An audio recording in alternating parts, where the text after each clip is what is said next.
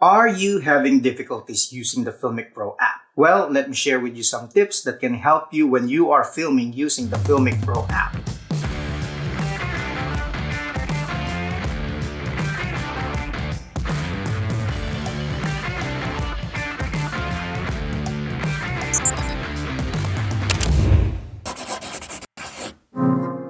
Hey there, my name is Paul and I'm here to share with you how to capture great moments on mobile.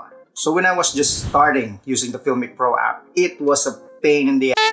I always miss that moment when I need to capture that shot when I'm always on the go. Then over the years, I have learned how to make Filmic Pro my friend and my travel buddy so that I don't have to think of all the settings when I'm shooting on the field. Now, just a bit of a disclaimer here.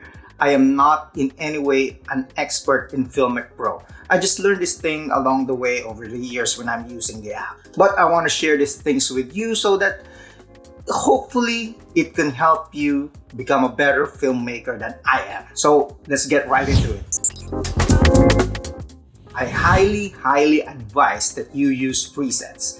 Presets are your friend. There's nothing more frustrating than missing the shot because you're just tinkering with your settings, trying to get the right frame rate, trying to get the right resolution and all that stuff. There's nothing more frustrating than not being able to capture that moment. So to help you with this, I highly suggest that you use presets. For me, I have 3 presets. One is 24 frames per second on 4K. And another one would be 60 frames per second on 4K again, and a slow motion 120 frames per second on 1080p. All of them, of course, are in Filmic Extreme, which will help you in your post-editing, which is a high bitrate, and of course, it's on log V2. Now, how do you make a preset, you might ask? Well, it's easy. You just choose whatever settings you want. For example, you want a 4K, you set your camera in 4K, and then if you want it on 24 frames per second, you set it in 24 frames per second.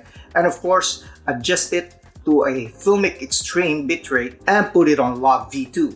Now, after you have adjusted all your settings, you click on the settings icon, then choose Save Current Settings as Preset. And boom, you have your first preset.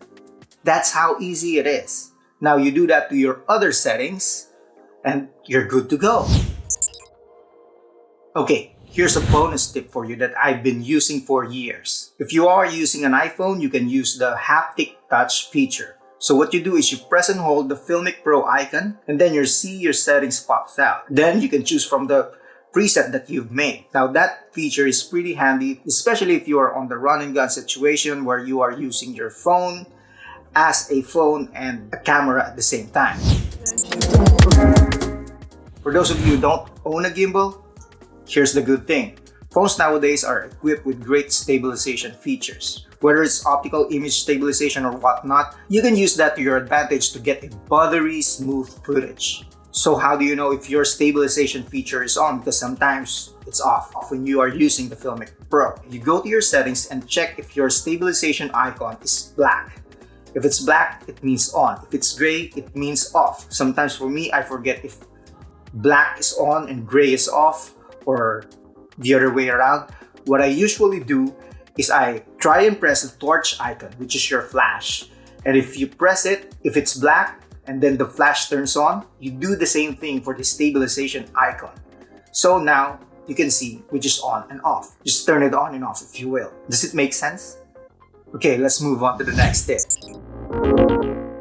Don't get me wrong, Filmic Pro's auto mode is super fantastic.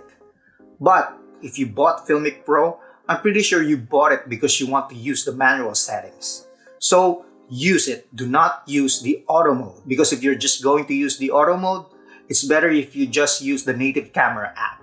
Now, when you're dialing into your settings, it's good to keep in mind that you put your ISO into the lowest settings. What does it mean? Well, it just means you have to put your ISO level to the lowest. For iPhone 11, it's 32, so you adjust it down to 32. That way, you avoid having noise on your footage.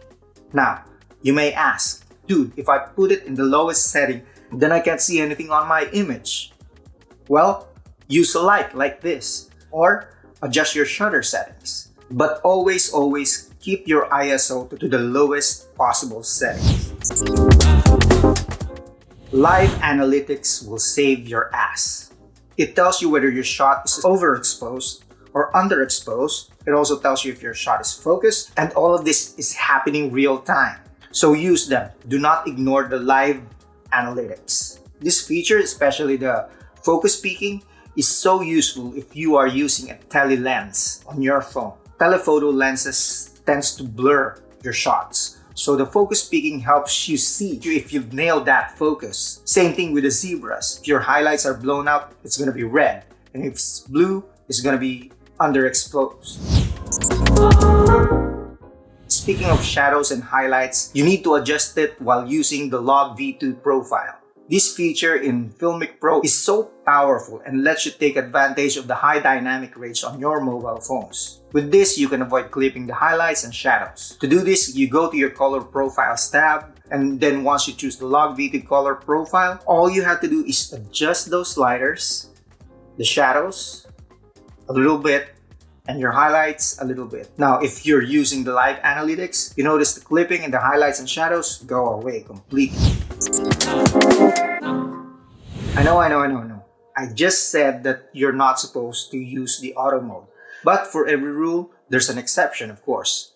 And this goes to your white balance. Before you start shooting your footage, you better make sure that your white balance setting is on auto lock while recording. Now, what this does is that your white balance adjusts right before you hit that record button. Now, to turn this feature on, all you have to do is press the AWB button a few times until it turns to orange. Now, trust me, set it there because it will save you a lot of time in post when you are trying to color match all your footage. So, you have any favorites among the tips that I gave you? Hit me up in the comment section.